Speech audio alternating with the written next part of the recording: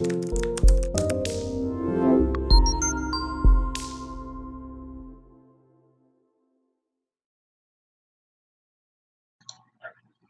have to make sure you understand the terms when you do it.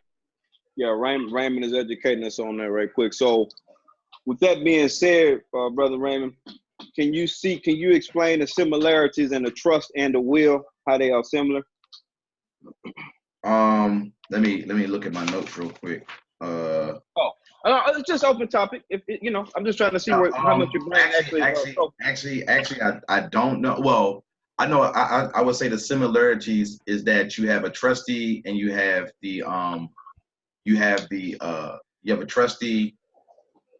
I forgot the other name of the other party that's involved. A will can have multiple individuals. Like right now, I have a register of wills for my grandfather. So it has my father, me, my two aunties, and my uncle. And when right now it's a big lawsuit back home with it's a place called Sparrows Point in the shipyard. They built a lot of boats and stuff back in the day. And my grandfather worked there for years and he was exposed to asbestos. Long story short, he wound up contracting cancer from it. He passed away. There was a big lawsuit. So when he died, there was a register of wills with all his living, members. We all were placed in that. Now, my father, one of my aunties, one of my uncles, and it's just me and my aunt that are still living. So anytime that register of wills is awarded a monetary settlement, it goes into that register of wills and it's distributed out to all the living heirs within that will. So by me and my aunt, only two living, we get all of that. So I think a trust is similar, whereas though you can have one LLC can be the manager of that trust, and then you can have different properties underneath that trust and can be regulated by each individual person or one manager. Am I explaining that right, or am I wrong? Well, let me ask you this. Yeah, you good. Let me explain this. Let me ask you this right here.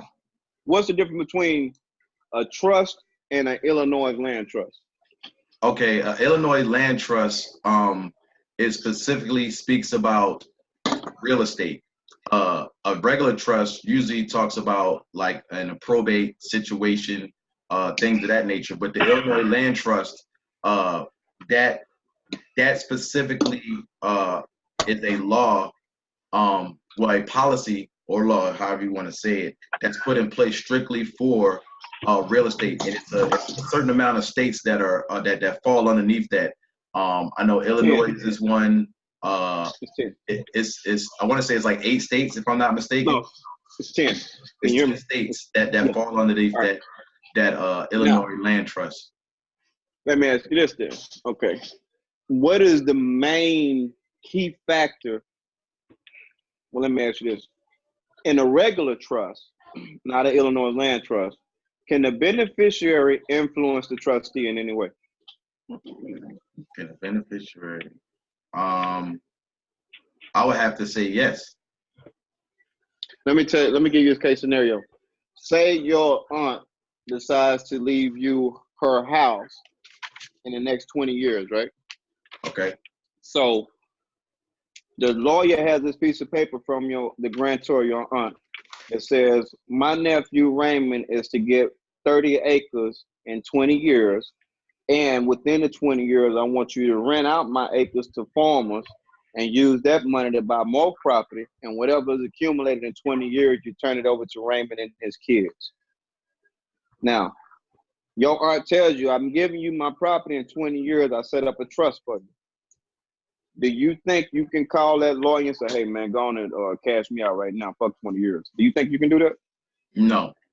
Okay, now let me ask you this. In that scenario, are you the beneficiary or the trustee?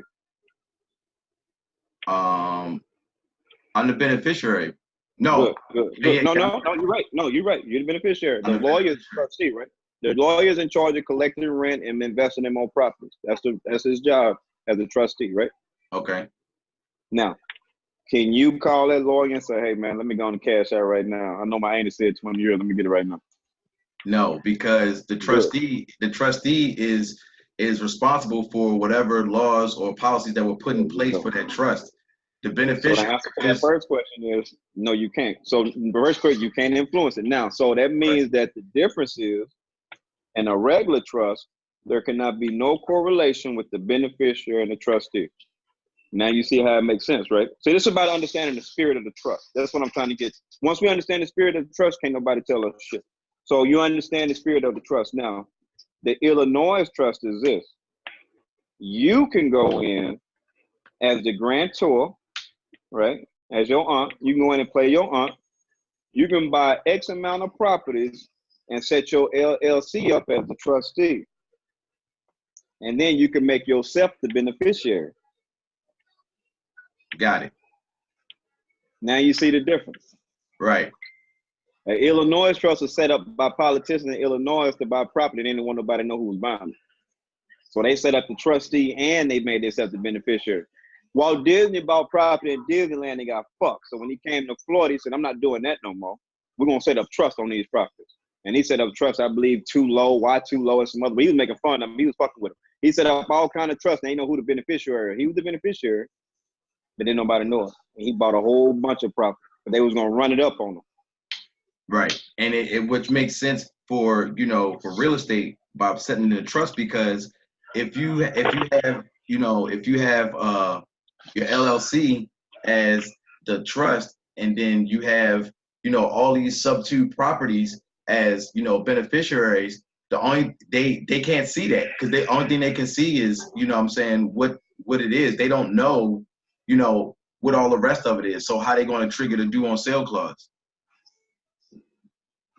Now the other aspect is, remember the old lady was talking to us? Yeah. She said you can go in the bank and set up each other as trustees the same day. Right. And then you If her son get caught up, they can't go after him. Yeah, he's not the beneficiary. right. And they did 2 of them. They had one in her and one in his. So if they be like try to come after her, she'd be like, no, that's my son. And if they go after her son, he'd be like, no, that's my mom. Now, if you was to set up, like say your aunt was to call you to her house, and like, hey, I need to talk to you, right? And she got her lawyer there, and he's ready to notarize some papers, right? They can set their trust up at the kitchen table, correct? Because all the lawyer got to do is notarize and record it, right? Right. You don't need a title office to do this. This is the textbook kitchen table closing. Just get a notary and close it. Now, this is why Vincent and them say you don't need no title office. This is a scam. Because insurance companies, just like anybody else, car insurance, anything else, they're going to find a loophole to get out of paying for it. Title insurance is a requirement of the lender. Just like any other insurance company, like the lady was saying, that's why they can afford to offer you $50,000 on a $500 monthly premium, because when it's time to pay, they got a lawyer they paying to get them out the loophole anyway. That's how they get away with the shit, and they build banks with that money. So titling companies are a scam to a professional. You don't really need it. All you gotta do is record documents. So to cover that aspect, the funny thing about it, I was talking to John Alexander because I got his book on flipping land, and in the book he literally detailed how to make your own deeds and all that whole process. The biggest reason why you don't need insurance is because you can transfer ownership with a special warranty deed anyway. And the special warranty deed, what it does, it covers the seller.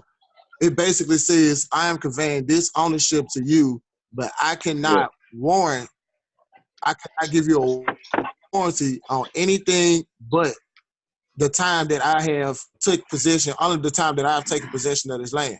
So when I'm deed, the special warranty deed is literally just a deed, just like a general deed, but it's a special warranty deed, meaning that I am deeding you the property, but only in remedy to the time that I've actually owned it. Ooh, I like that word. So if I owned it for 20 minutes, I'm special warranty is remedy for if something come up in somewhere throughout the line of title, that it had nothing to do with me, but up to the 20-year title.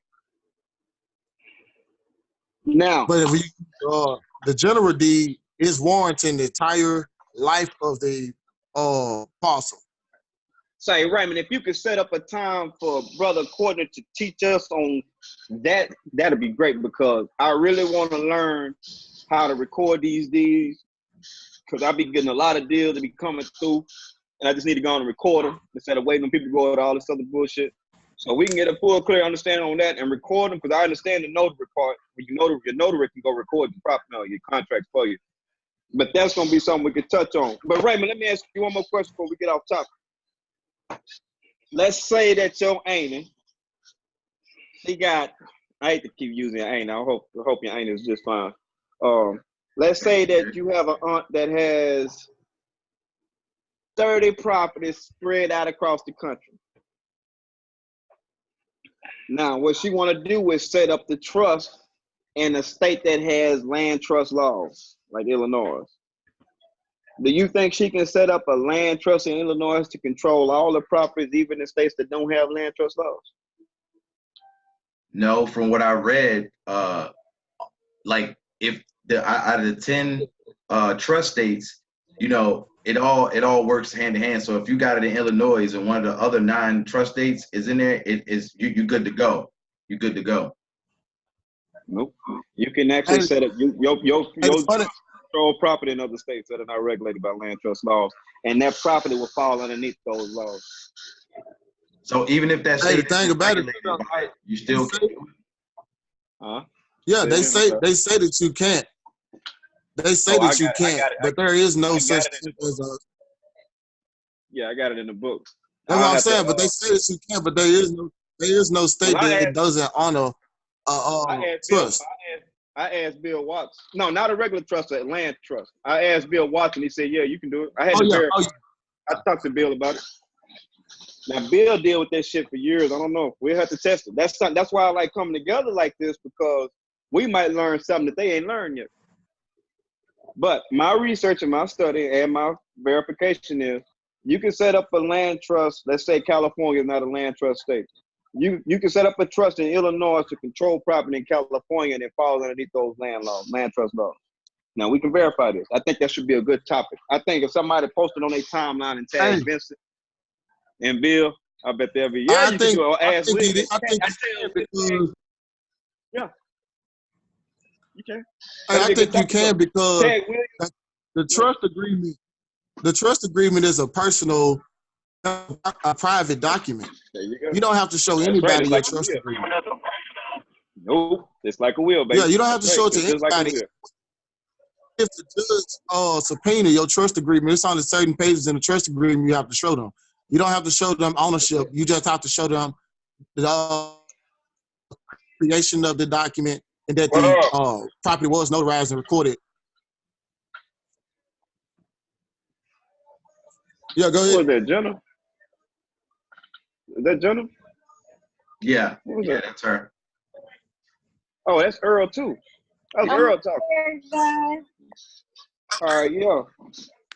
So now we're gonna put a pin in that just to verify, because today is trust day. You're gonna learn about trust. Yeah. So now, we understand the difference between the trust and the land trust, right, Raymond? Yes. Because you can't go reversing shit. Because you understand a real trust, every state does have trust laws, because a trust can be set up. But the Illinois land trust, the one that Walt Disney used, that's the one that's used in sub-2 deals a lot, because the insurance policy. Now, why does the insurance policy play such a big role in these sub-2 deals? And why should someone be educated on insurance before they even try to do one of these deals? Again, from what I've been reading, the insurance, again, that's placed upon the lender. The lender makes it, makes it that way that, for you to get that mortgage, you have to have insurance on that property.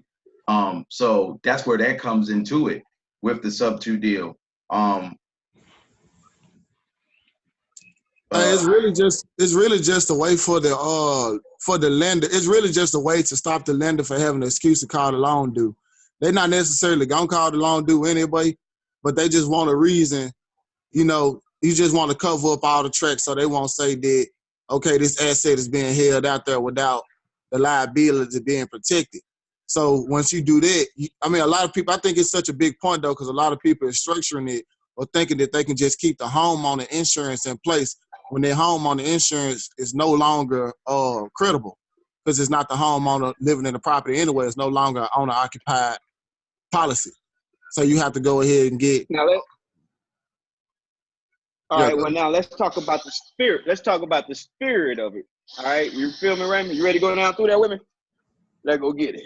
All right, so now, when we using a regular closing on a regular deal, the lenders want these end buyers and investors to have insurance, right? So that's why the title company gonna check the title and they gonna insure it, right?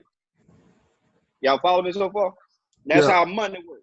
So if you was the bank and you fist to lend 100,000, you fist to tell them, hey man, before I put my 100,000 in this property, fucking with you, you need to get some insurance. I need to make sure I got my feet covered, man. I don't want to just throw 100,000 out there and lose it. So it's understandable. Before I lend you my money, I need insurance in place, right? So we understand the spirit, right? Y'all with me so far? We together? So on a bigger scale, when you Bank of America, Wells Fargo, it's the same shit. If I'm supposed to give you a $200,000, $300,000 mortgage, I need my insurance.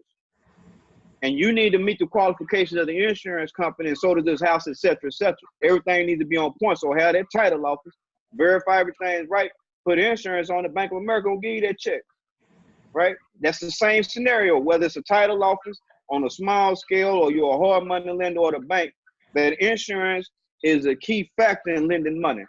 That's the key when you're dealing with money. You got to have insurance. So now, what happens when you done lent Courtney 100,000 on his house, and then you look up 6 months later, the insurance policy done changed, and ain't nobody told you? Come on now, this your money. You got 100,000 on Courtney, and then you look up the insurance policy that you had in place. All of a sudden, it ain't no good, and there's a new policy on the place. Ain't you fixed to call Courtney? Yeah. That's called a due on sale clause, baby. Like, hold on, man, you done switched gears on me without talking to me about this. Now, you can't do that, man. You want some slick shit. Go on and call, let it alone do, man. Pay up. I need my money.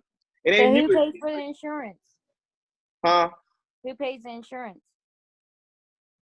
Oh, that comes out the person qualifying for the mortgage. It's called a PITI, the principal, interest, tax, and insurance. That's all in the mortgage. Okay. But you see how the game goes. Like, hey, now, man, you playing games. Let me go on and get my money. So when you understand the spirit of it, what do? What's the solution for that? The solution is the trust. There you go, baby. So now we going down through there. We understanding the spirit of this shit. So now when somebody talking, I mean, you can't tell me about this. Me and such and such and ran through there. We understand how this game go. That insurance is in place to keep this money going. And title companies figured out a way to make some money off the deal. Just like Andrew Carnegie said, let me make some steel for the railroad. But let me set up these title companies. I search the titles for them. All you gotta do is go online and search some shit, search the deeds and all this shit and see if any liens been on it. And then we can insure it. And that's how we make money. So we understand the title game. We understand the insurance game. We understand our lawyers in place at these title offices to make sure everything's right, which is why we need a law firm within our group. But what happened is this. Are y'all familiar with the St. Germain Act? No, I actually wrote that. That's like one of the topics that I got in here that I haven't got to. Like I said, it's so much. You know, I'm trying to concentrate on one, learn, get the basics of it, then move to the next one. Because you got trust, you got the whole commercial properties, you got the LOI, you got the Garn St. Germain Act, you got the land trust. You know, I did. You know, so I know you got to come around. Yeah, you knocking that out right now. You going there? I'm finna give you that one too. Watch this shit. This right here was in Reagan era. This 80s. I think it's 86 to be exact. You know, I'm just bringing shit out. Now, what that did is this. When you got banks controlling real estate on a big scale, because everybody got mortgages. A lot of people hold mortgages in America. That means the banks influence the economy. All right, we're going to go down through there. So if the banks will influence the economy, they slide money to these senators and politicians. Hey, man, we need to be able to call our loans due. Won't you go and make this shit legal so we'll be legit when we do this? Now, by doing that, they got to go through the vote process, so they had to implement some rules to protect the consumer, which was the St. Germain Act. Now, it's legal for them to call this shit due, but they got to go by the rules. Now, let me ask you this. If you got a mortgage in your name, your wife is with you, y'all married, but the mortgage is in your name, and God forbid something happened to you, and you're no longer there, do you think it's fair for the bank to call that loan due on your wife? No. Neither does the state of America. That's one of the rules in place. Another rule is this. If you set up a will or a trust for your son and you still living, but you change the beneficiary to him, do you think the bank can call that loan due? No. There you go. That's why a trust is used, because it's under the umbrella of the St. Germain Act. Just because somebody set up a will or a trust on their property doesn't give the bank the right to call a loan due, as long as they keep getting their money every month like it's been doing. So now you understand the spirit of the trust, and you understand the laws, the guidelines, which is something we focus on, the rules and the federal regulations of the St. Germain Act, how it protects people who die and the people that set up trusts, and there are some more rules in place. It's not a small act. But what we focus on is how we're going to be getting these properties that have these six-figure mortgages on them and protect ourselves. Well, first, let's get the small shit out the way. Insurance, get them out the way. We're going to set up a trust. Whoop, we got that out the way. Now. Hey, bro, I don't mean to interrupt you, but have you ever heard of the strategy? I don't remember which one of these guys said. It had to been Vincent, Jonathan, one of them. I believe it was Jonathan, though. The way he go about purchasing properties, high-risk property sub-2 deals, is literally to get the owners to create a trust, deed the property into the trust, and then they assign beneficial interest to his trust. That way, the lenders don't know about it. There is no transfer of title publicly. It's all private. And it's still held in their name, but the beneficial interest goes towards the beneficial interest of our trust. Now, you said something just now that made me think of something. A POA. Raymond, do you know what a POA is? Yes, a power of attorney. I have a couple of them sitting up here. Ooh, you ready? Now, if you got that power of attorney in place, when you cancel the insurance policy, you got their signature on it. So a power of attorney is one of the tools you're going to need in a sub-2 deal just to cover yourself. I'm glad he said something, because I forgot about that part. So make sure when we telling these folks how we're doing this, to mention that power of attorney. So in the group, I'm going to start trying to show these folks the trust agreements and the power of attorneys, because when they get these assignment deals, when they can get the seller say, hey, I'm selling it at this price, and if they got a power of attorney in place, a specific and limited power of attorney for that deal on it, saying I'm going to close, whether I'm in a hospital or missing my left lung, this closing is to take place whether I'm there or not. If they get a power of attorney notarized saying that the person's going to close and they got that price, they don't need the seller no more to close. They don't have to wait for the seller to sign. All they got to do is turn that paper into the title office. And then the buyer can pay them up front when they sign the deal. But that's another subject. We don't trust in sub-2 deals. That power of attorney is important. You understand the spirit of the trust. It's similar to a will, and there's a difference between a revocable and irrevocable trust and an Illinois land trust. There is a difference. 10 states can regulate these trusts, and you can set up your trust in one of those states to govern trusts across the country. You understand how the insurance plays the part, because if it was your money and somebody switched documents on you while you got the money on the table, you'll call your money due too. You'll send some people to come see about that $100,000. Somebody be at somebody's door about it. So we understand the due on sale clause. That's why instead of sending people to the door, they went to the government and said, hey, make it legal so we can come after these people and don't have to worry about no repercussions. So we understand the St. Germain Act. So now we understand how these things are in place. Once we secure the property, we understand we're going to set this thing up on an interest finance. So if we can negotiate a market value home of $200,000 down to $150,000, we can do a sandwich retail deal to where we're selling it for $200,000 and get $50,000 out this deal, and 10%, $20,000 of it on a down payment. And then that PITI stands for principal, interest, tax, and insurance. You can break that tax payment down quarterly or pay it annually to bring that monthly payment down. You can work the same thing out with the insurance, pay your insurance quarterly. There's ways you can knock that PITI down, but still you can increase for 400. Minimum is 400 on these deals when you sandwich it until they refi. So then you got that part of the game, the sandwich part when you're doing these sub-2 deals. Then you got your end game. Your brokers, who bring in your buyers. You look for people that are already buying in their subdivision. Who has the keys to the neighborhood? The brokers. The brokers are handing out money in that block. So you need them to send you people who couldn't qualify. They qualify with you because now you are the bank. You went through all that government official shit to play the bank. Yeah, and it's also that broker can also win-win with a kickback, because let's say that individual has a 580 credit score and their requirements is a 620 or 650. Well, 12 to 18 months, we could be working on helping getting their credit up. They can come back and refinance with that mortgage broker, on better terms. Yeah, they call it dead files. What happens is these brokers run through about 10 dead files on a monthly basis.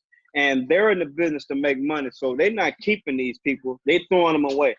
And they're working with the people that qualify. So what you're doing is creating what I call a Lazarus effect. We reviving the dead for them. Okay, like, hey, give me those dead files.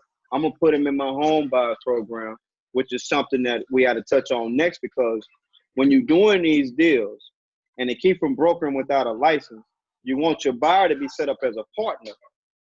Now, some people like Courtney have JV programs where they pay X amount of money to be partners on these deals you get sub to, and then they work it out. Some people like to charge $2,000 or $3,000 up front to have access to the house that they're going to get under contract.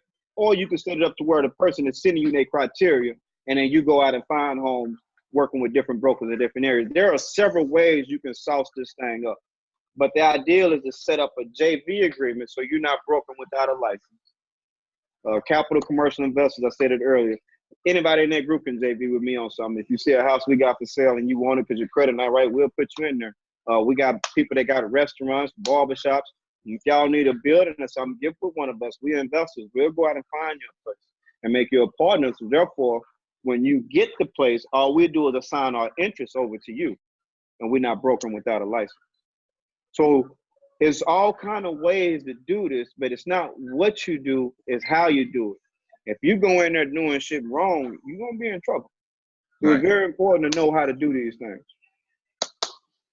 Courtney, did you want to touch on your JV program and how you had yours set up? Because I think he got something going where he put people on these long-term leases and then get them in the house or something like that. I know he's a lease specialist.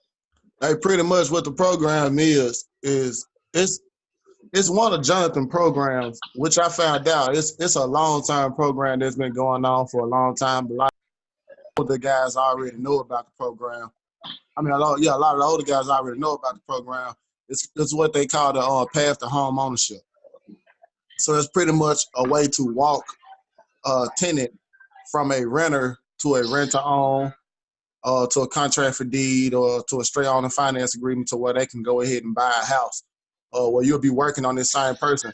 I mean, it's a great strategy too. I mean, they can be working on these same people for 20, 30 years. So when they say they got people in the pipeline, the person that's buying the house on a rent-to-own from them today, that's trying to get the lease option deal, he's been renting for 5 years. He's been renting one of these properties that they got on the sub-2 for 5 years. So now he say, okay, I'm ready to go ahead. I got my little $3,000 to $5,000, my $3,000 to $5,000 I'm ready to put down on a lease on. He say, I want to move over here to Florida. Do you got property in Florida? Cool, you contract on the property in Florida. You get him in, he come fund the deal on the lease option. And let's say he say, all right, cool, I want to go ahead and do the lease option on this property. I want to exercise my option in a year. All right, so he go ahead exercise his option. But once he go to exercise his option, you say, hey, you've been doing good this whole time. Instead of you going to go to the bank to go buy this property, I'm going to own and finance it to you. I'm going to sell and finance the property to you. So now he stepped up again. All you got to do, you already put down your $5,000 on the lease to own, right? So you come in with another 5 to 10,000 down, and we'll credit you your 5,000 from your lease to own. We'll just put you into the on the finance agreement. So now he come in. So that 5 to 10,000, does that, let's say the home on that agreement, when they step up and say they want to do that, right, exercise their option, and they put Right. another 5 to 10,000 down, does that come off the actual the end price? Yeah, they come out the end. This all numbers money. You know what I'm saying? You're not, technically giving them no money. But yeah. Yeah. I know what you're saying. So if the home was 150 and they put down 10, now they got 140. They finance 140. Let me give you the whole, pretty much, but let me give you the whole scenario. Let's say we got a property we contract on in Texas, sub 2. We get the property sub 2. The property is worth $175,000. We get the property for $100,000. That's what they owe. They agree to sell the property to us for what they owe. So we get it for $100,000. We put them in the house on a rent to own for 100. Let's say 150,000. We get them in for 155,000. They give us 5,000, so now they owe us in for 150,000. So within a year, they ain't pretty much paid nothing but a little interest. You know what I mean? So they come back and they say, hey, we ready to exercise our option. We can go ahead and get finance from a bank. Let's say they make on-time payments. You tell them, hey, don't you worry about the bank. I'm going to go ahead and sell the finance you the property. So it's the same thing as them exercising their option. They still exercising their option, but they exercising the option with you, again, that's the bank. You know what I mean? Okay. So you go ahead and put them into on a finance agreement. If they got $100,000, they want to cash you out, cool.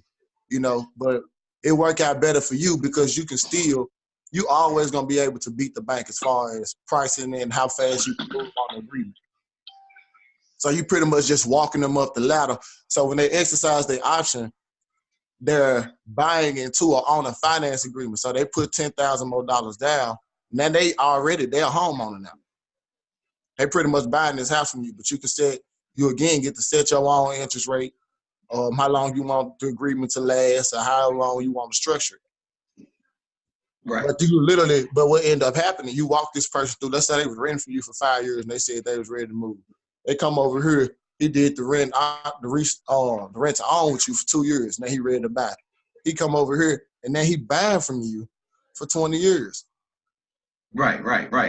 Just like how so you would have basically your contract would be structured, 20 years at, let's say, 6% at, let's just say, $1,100 a month. That's just like, how a mortgage, when you go to a bank, correct? Yeah, that's correct. Hey, but peep this though. They're not even thinking about that. In the same way that now we all understand wholesaling in a way, signing the contracts. You're not even thinking about it. You can just put something on the contract. So once you think about it in that same light and you really polish yourself on it, bro, if I do that for you, you're going to tell your sister. You're going to tell your daughter. You're going to tell your mother. Bro, just one family. When they say keep the pipeline full, just one family. They'll have their whole family for 30 years apiece. Keep the pipeline full. You know what I'm saying? Everybody buying houses like this. You got bad credit, everybody buying houses like this. And they put everybody through this program. Yeah, and that's what I was telling you, bro. Like, I mean, what Jonah was talking about when I first heard about the whole, the Power 8, my wheels got to turning. But then I was thinking, I was like, so the key to this, like I said, if you can, I guess I mean, maybe I'm missing something, or maybe I'm off topic with this, but it seems like the key to this whole thing right here is you have to have that mortgage broker to give you those dead leads, or if you're out there doing your own marketing and own research. But it makes it a lot easier to me. Seems like if you have a mortgage broker or someone that deals in that arena to be able to send you those leads. And then on the back end, you got to have the properties, man. You got to have the properties because I'm pretty sure the leads will come a lot faster than the properties would. You feel me?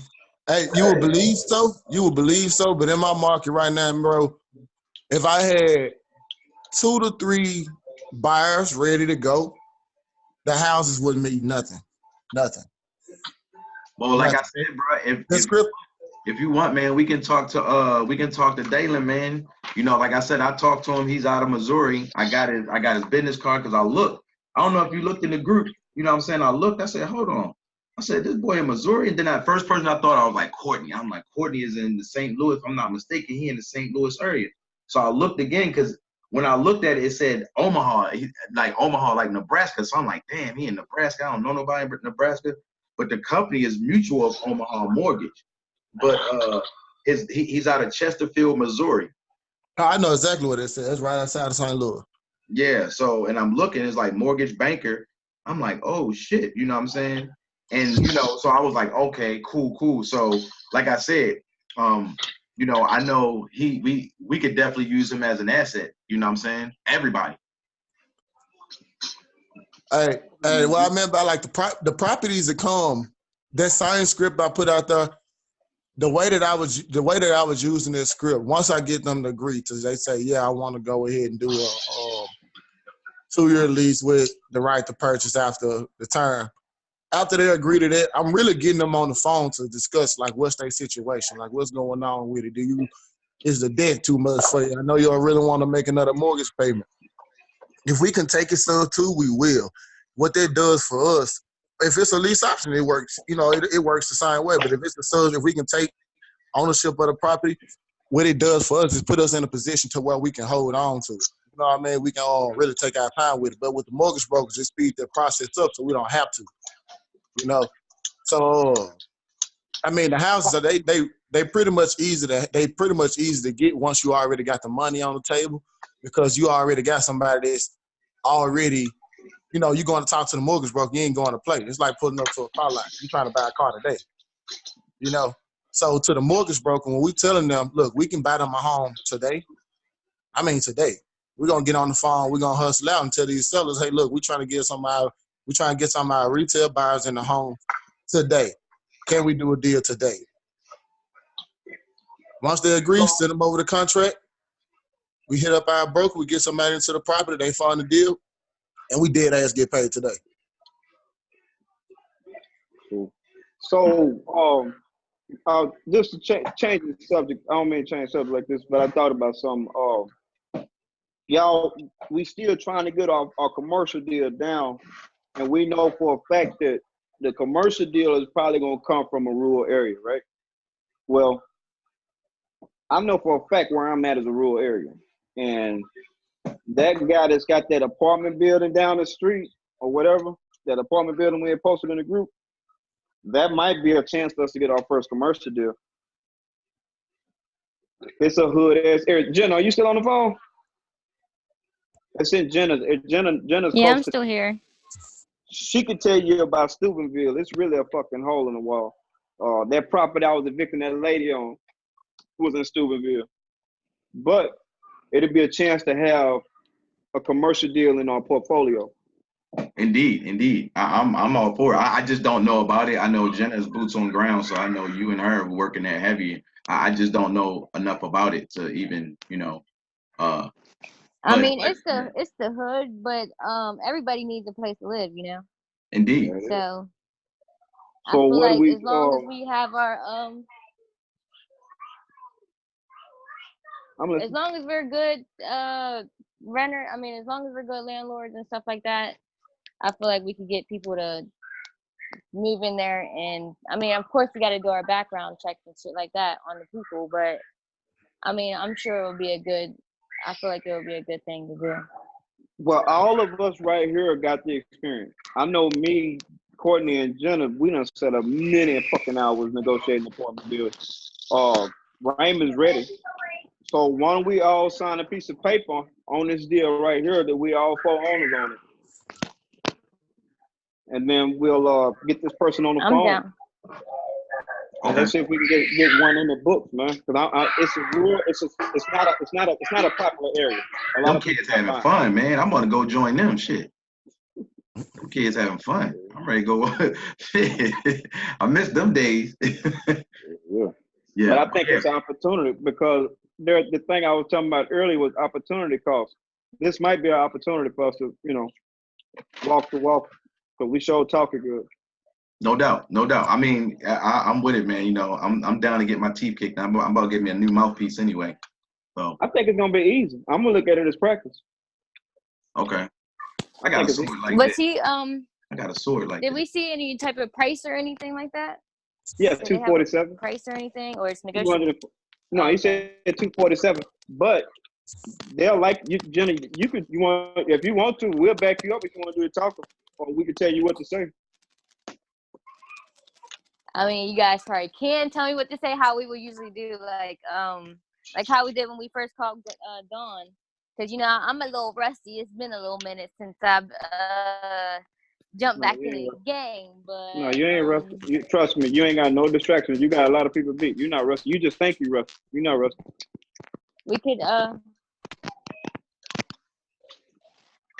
man, my mind's 24 hours and the baby crying, so my brain's kind of racked a little bit right now, but she need a vacation. All right. I yes. guess we could try to set up an appointment today to talk to these people. We can get it set up. Y'all want to do this? Courtney, you on? Yeah, I'm with it. Hey, I say as far as the campaigning, man, I say we hit everybody hard as far as I'm shooting these niggas straight on the finance, because that's how I be coming at everybody pretty much now. Because you know, my people to waste your time. So I just pretty much get on the phone with them, tell them, hey, I like the place. Can you tell them a little about it? They ramble on. And I listen to it for about 20 minutes, and I say, hey, would this be something you'd be willing to own the finance for me? They usually say no, whatever reason. We try to have an objection. They say no, we just follow up on their ass heavy and keep on pushing. That way we can go on here and make our mark. And that's exactly what I mean when I say negotiate high. Try to get that bitch for free. Let it pay for itself. That's what I got from Jonathan. He don't invest in a property that won't pay for itself. I'm a firm believer in that. To be honest, he the one got me thinking like that, bro. Now it's just, hey, cold, cut hard, cut through with it, bro. Cause like, as much as you want to be nice to these folks on the phone and be cordial and cool and shit, these folks sit there and waste your time while you trying to feed your family. You know what I'm saying? So I be straight up telling them, hey, can we do a deal today? If not, hey, I'll put you on that follow-up, nigga. We'll hear from you in 30 days. I mean, I feel you though. You can't be ain't no reason to beat around the bush. But we know what time it is too. That spring is over with. Spring was the hot market. Now people are stuck with their properties, so they willing to negotiate with us now. So with this 247,000, we want to negotiate because all we need is 12 months. Once we get 12 months in there, we find the bank the finances for the deal. That's the loophole to commercial real estate. If you get 12 months in and you can get that building from a C class to a B class or from a B to an A, for anywhere where the bank will pay for it and you can pay for the property and have some money in your pocket in 12 months, that's the science to this shit. Y'all already got commercial lenders out there? Hell no. Nigga, this a hood. We in the mountains. No commercial lenders out here. But we can lend, but we have to tap into the banks. I got a house for sale right now in Willing that's getting realtors inboxing me and shit. So maybe I can touch on some of them and see if they got some lenders. But no, wait, we got LaShondra. LaShondra can lend out here. We got lenders in the group. I'm saying like it's just as far as like to evaluate the building, just so we can know where we at as far as appraisals and shit. Yeah, we got somebody out here for that. They got appraisals out here. Yeah, cause I don't want I'm trying to get you for no money on no deals. Hell no, it's gonna pay for itself. We finna collect rent. We finna get that bitch occupied. I hope it's half empty. Matter of fact, I think they did say up need renovation. That way. So I guess what we need to do is schedule a walkthrough first. And I can go do a video so we can see what we're getting into. Or Jenna, if she gets some free time. It'll be between me and I'm about 2 cities, 3. I don't know how many cities over I am. It's not around the corner from me. But I think she's a city away. But I can get down there. It's not no problem. Also,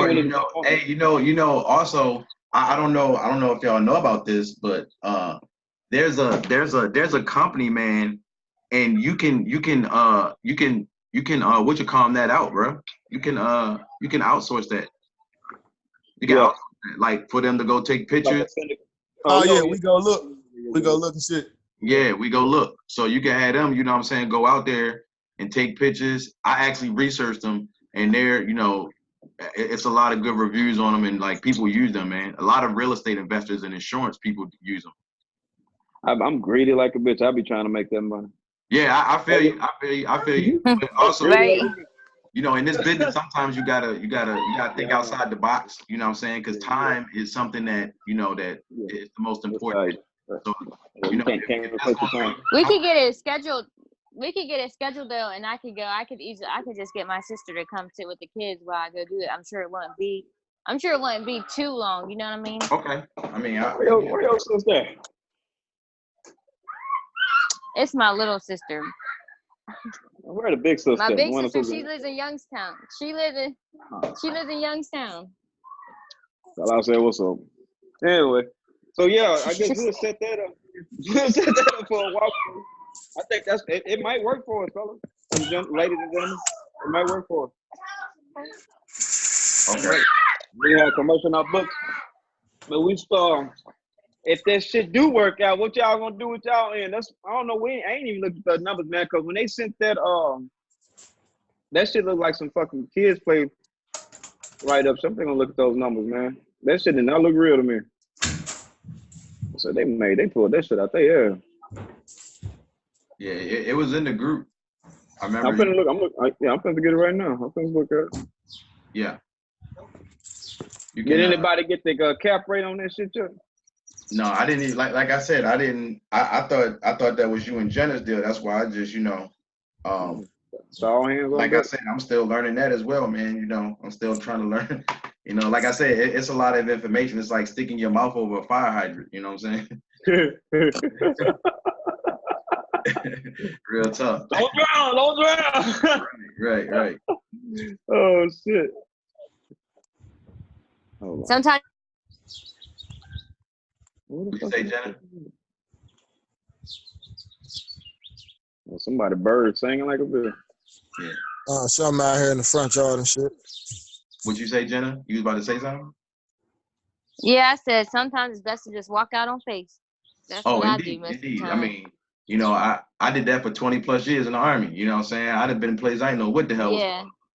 You know what I'm saying? Bullets flying, rockets flying. I was like, fuck it, I'm here. Hey, it is what it is. Right. You got through it. Hell yeah.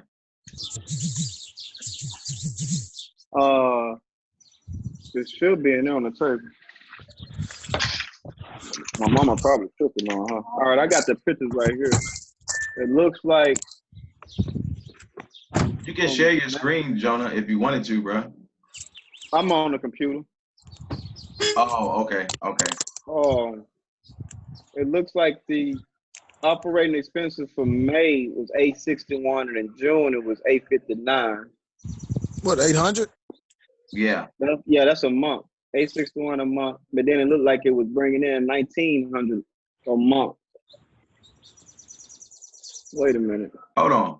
No. It's bringing in $4,520 potential rent. No, I don't want potential rent. I want actual rent.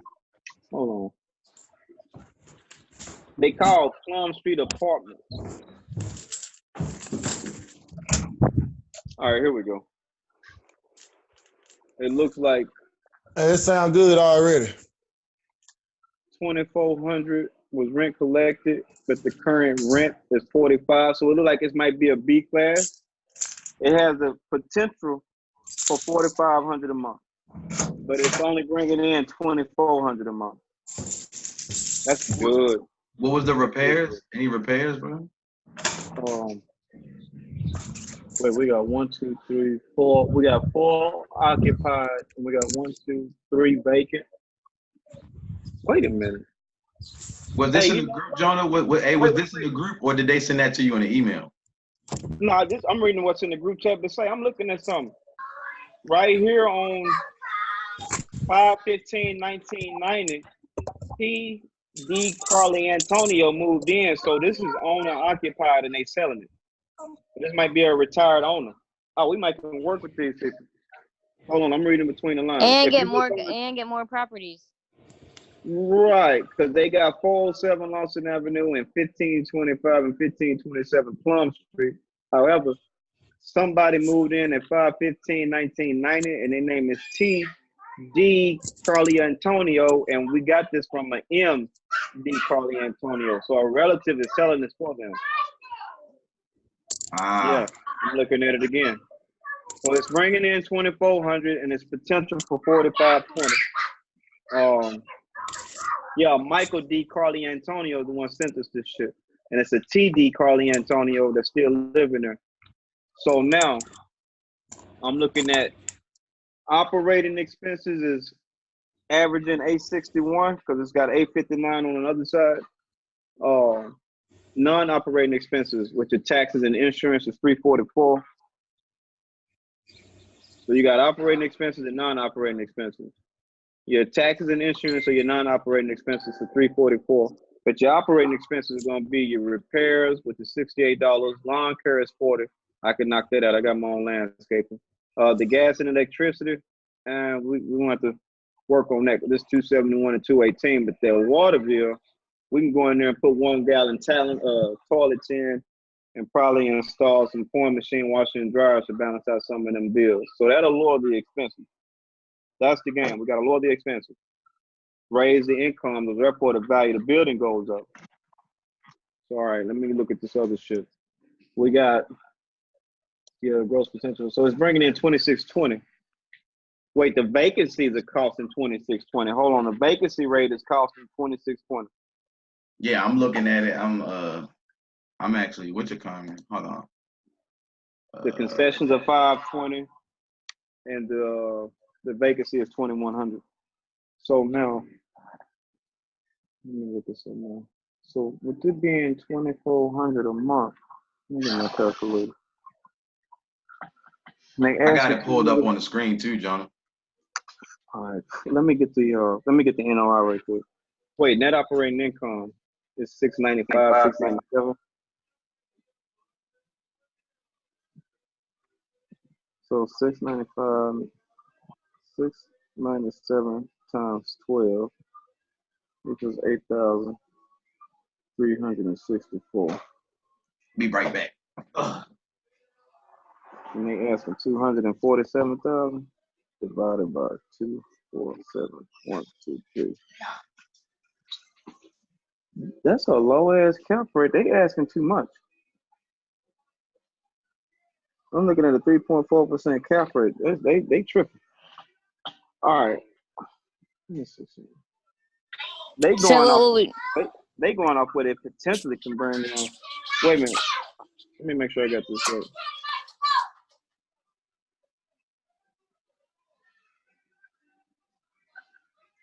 Yeah, because it's the expenses are 1205 total, and the income is only 24. I think it's 2,400 even. Let me double check. Yeah, 2,400, and that's including that's including the motherfucker that live there. That's including the motherfucker that's selling it. So once he moved, that's gonna knock back down to 1,900. I know he ain't gonna stay there after you sell it. So it's really 1,900. So you subtract 1,900. I'm just gonna use the low end and subtract 1,205. You at 695. That's how much you bringing in. So you can bring 695 times 12. That's gonna be $8,340. That's what that bitch bringing in on an annual basis. Now, if you do 8,340 divided by 247,000, that gives you 3.4% cap rate. That's not right. That's not right. At $8,000 a year profit, we'll be forever paying back 247,000. So that's what I missed, bro. We're just going over the number. Let me see, 4,000. Let's look at the performer. If it's bringing in 4,520 a month, and you multiply that times 12, that's going to be $54,000 a year. So now you divide that by 247,000. That's better. That's a 20. That's a high ass cap rate. Goddamn, that's real good. Hold on, let me make sure I did that right. Maybe they right. Hold on, 54,240 divided by. They know they wrong from the best. They asking too much. It's still 21 cap rate. That's a 22. So, damn, I don't know. That's a hard one because if that bitch was bringing in 45, but see, look at it. It's bringing. Look, here's. Y'all see what's going on here? Is anybody with me right quick? Because right now, this motherfucker's only bringing in $8,000 a year, right? Because you're getting $695 a month. Let me deduct these motherfucking expenses. Hold on. The expenses are. Isn't there a vacant there? 1205. Hold on. 1205. My bad. Yeah, they vacant. It's a big class time for. So wait a minute. Let me subtract 14,000 from this shit right quick. 14,460. 14,000. Wait. 14,460 minus 14,460. So that's $39,000 is the net operating. This is the performer. So the performer is bringing in an NOI at 39,780. All right, that's if it's fully occupied. Now divide that by their asking price of $247,000, which will give us a cap rate of 16.1, which is good. That's a good cap. Your bank will lend us the money out there. All right, so now, so the performer is saying it'll bring in 39,000 a year, right? But right now it's only bringing in 8,000. So that tells you that that's a third of its potential, right? Basically, y'all follow me? If it's 39,000 bringing in on an annual basis, and it's only bringing in eight times 3, well, it's actually more like a fourth. That's a fourth of what its potential is. 4 times 8 is 32. 8 times 3 is 24. Yeah, it's damn near a fifth. Because if you multiply it by 5, you get 40,000. So Right. it's a fifth. It's bringing in a fifth of what it's supposed to be bringing in. A bank is not gonna fuck with it. But that gives us room to negotiate because right now they're asking for it off its performer, which is good. It's a 16% cap rate. But they gotta let us get this place up and operating. Because right now a bank ain't finna touch it. It's only bringing in $8,000 a year. That's terrible. That's fucking horrible. And that's including. And here's, this is. now see. Let me excuse me. I didn't mean to cut you off, John. I'm sorry. Listen. You're Look at the fine. bullshit I was talking. Let me tell you about the bullshit from yesterday, Raymond. You follow me? Look. If you look up there at the top, they got D. Carly Antonio. You see his name on there? You see that shit on there? Yeah. You guys, okay. That's bullshit. How are you going to include the owner's rent? The owner don't pay rent.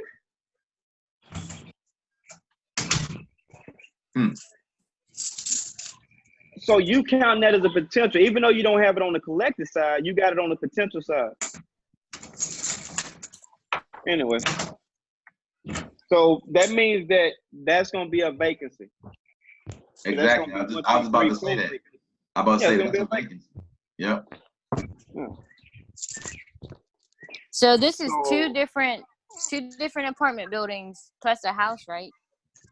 Well, see, they labeled it as apartment buildings, but one building only has 3 units in it, one has 5, so only one of them is a commercial.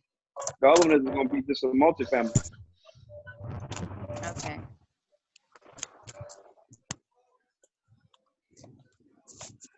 So,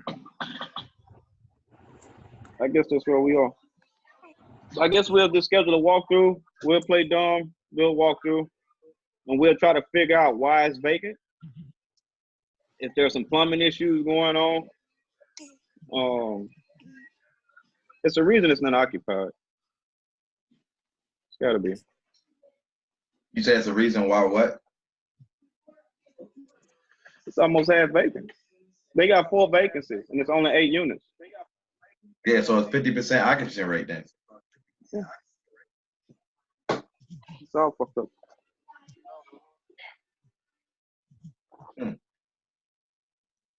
But like I said, when we're doing these commercial deals, these are the ones we got to start with when we're trying to get in there with no money.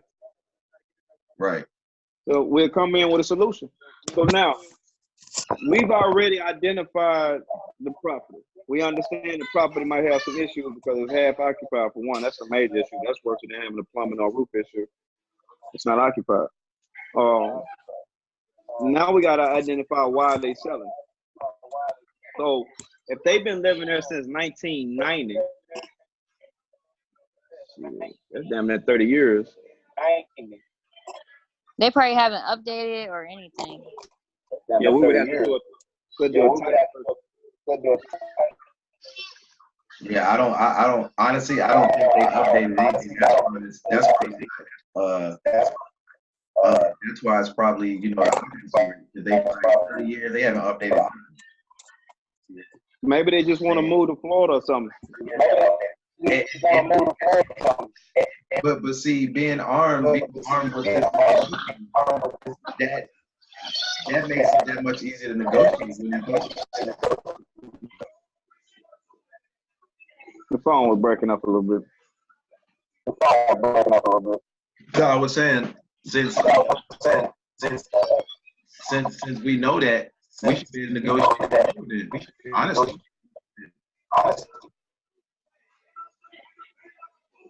All right. So, I guess But that family, it's pretty known around here. They got a lot of money. Oh, that family's known around here? Mm-hmm. They own restaurants or something? I think they own like a lot of houses up in that area.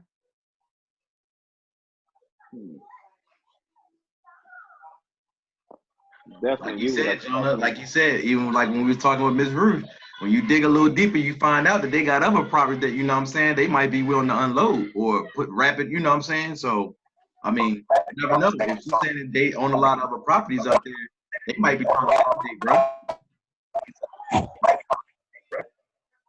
What you think, John? It's your call. It's your backyard.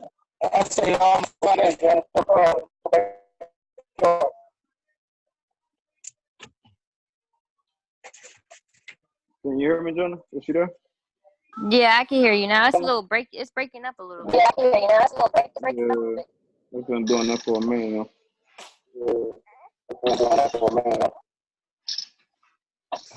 What did you say though? It's your backyard. What you want to do? I think we could go for it. All right. I'll move it ahead of the list of things to do.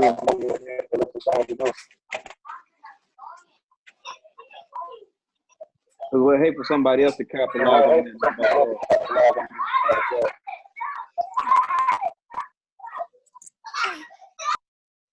So next would be to schedule an appointment to do a walkthrough. Yeah. All right, I'll send them an email when we get off the phone. Try to get a phone number on them. All right, so I guess that's all the briefings for the meetings. Anybody got anything else? Yeah, we still got to reach out to Ms. Ruth whenever. Oh, yeah, Like I said, I was telling you, I honestly don't. I know what she said on the recording, but I don't think her intent is to have both. You know what I'm saying? How we did it. That's why she wants to, you know. But I don't know. I mean, we don't know until we talk to her again. No, you might be right, because they got Alzheimer's at that age. You never know. You know what I'm saying? So it just, you know, talking to her, find out exactly what her intent is and what she thinks about it. Because, you know, she said before she signs it, she has some questions she wanted to ask. So, well, no, she would have said something about the price then. She might be all right with it. We'll talk to her. Yeah, let's talk to her today. After the news interview. Oh, Jenny, you're not going to be able to make it to the news interview, are you? When is it? We scheduled it for 2:30. What, today? Yeah, at the fire station in Bel Air. Oh no, I ain't gonna be able to make it. Damn. You ain't got time for that. Yeah, well, what we're doing is you got the city councilman. He's gonna be the face for Toys for Tots, and we're just gonna back up in these sponsors. But I'll be in the background. He's gonna this will be a time for him to catapult his campaign. We're gonna start this shit in October and all that. But they want us to come together on some ideas for some businesses to put in the valley. So we got some projects. I'm sorry. Damn, I'm sorry I can't go. Got 2 powers and some other shit. You know. So I guess that's it. We're good? Yes, sir. Well, at least I What about Courtney? You straight, fam? Oh shit, man. Shit. What did he say? I didn't hear what he said. I got shit to talk about for days. I'm just blowing this good weed right now, shit, man. I feel you. Yeah. All right. Well, Brother Raymond, you good? Bro. Yeah. I'm good. Like I said, I guess Courtney, if you want, man, I can have Dalen, we can chop it up with him, man, since he's in your area, and since you indeed, you know what I'm saying? From whence came you? What was I about to say? Yeah, so if you wanted to chop it up with him, like I said, he's in your backyard. Like I said, I've already primed him up on what we were talking about. You could probably go a little bit more in depth on that, and that could be a pipeline for you right there, man. Yeah, definitely. Yeah, he said around 2:00. So, shoot me your number, and we can get on the freeway and we can just chop it up, man. Bet I'll shoot it to you. Okay. The pen is mightier than the sword. But yeah, I'm ready. Hey, by the way, to make it happen. That's what I meant to too, bro. Bro, we gotta get on way easier than houses. Oh, yeah. I was looking at you breaking up. You breaking up, Cordy. Can you hear me now? Well, yeah. What I'm saying on the land, man, it's easy to flipping houses. All you got, we just pretty much finding lots that we can that's selling for like 14 grand, for like 14, 15 grand, put them on the contract for 3,000, sell them for 7 all day. That's really? pretty much literally. You gotta know the market. No, dead. Don't you gotta know? What? Bro. What? Hold on. You gotta know buyers. You gotta have buyers. What you talking about, Courtney? Hold on. What you say? Bro, it's a dude. Bro, it's a dude named John Alexander. I don't know where I put his book at. That was that book I had posted. Bro, by the time I finished that book, bro, I can tell you everything you need to know about flipping land. Bro, and I'll tell you, dude is on point. Dude is on point, bro. Like, he dead ass. He said for the last 20 years, that's all he been doing is just flipping land. So, especially here in Texas. It's prevalent in Texas because Texas got all the land out there where folks building new developments all day. They throwing you ain't lying, new boy. multifamily all day. You know what I'm saying? So when you find it, yeah. So like he going to go find these lots. The reason why it's easy and why you ain't really got to worry about no buyer is because the price is lower. So say like the lot's selling for $30,000 all day. And now you got to do is to find out how much the lot's selling for is literally call a realtor like, hey, I'm looking to buy lots over here. What these lots selling for on average? They'll pull you a list or whatever, and they'll give you some comps and all that good stuff. Once you know, literally, they don't take that many times. You ain't got to look through 100 houses to find out what the market is. They lots. You know what I'm saying? It's pretty much whatever you want to pay for it.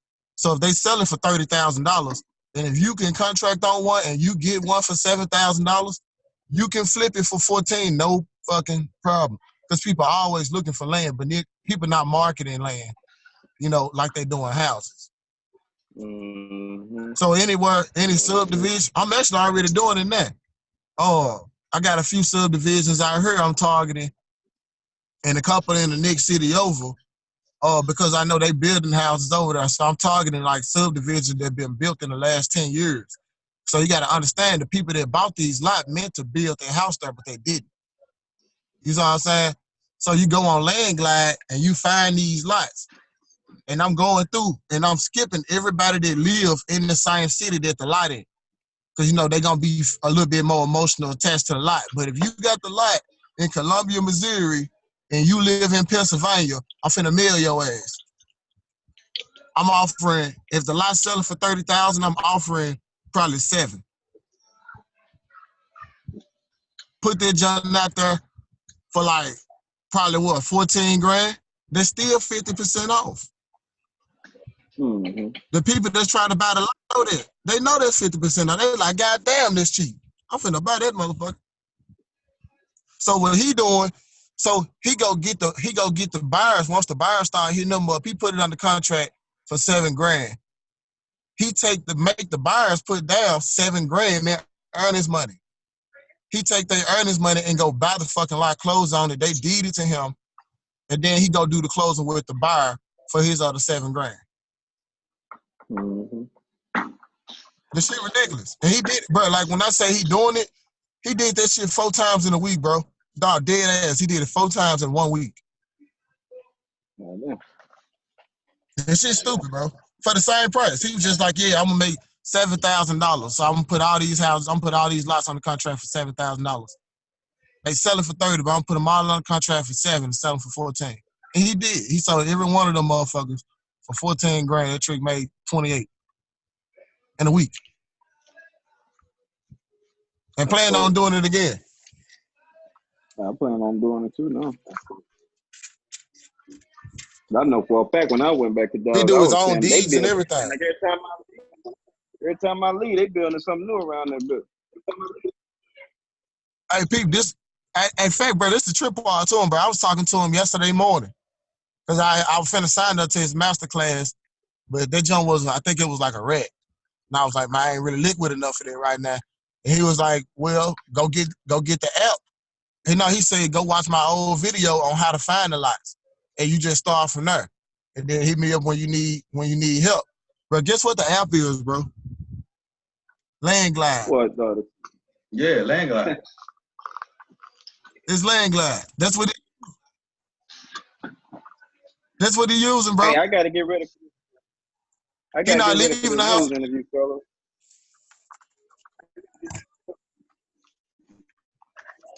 I gotta get ready for this meeting, fella. Hey, y'all just get it with me, man. Cut it off.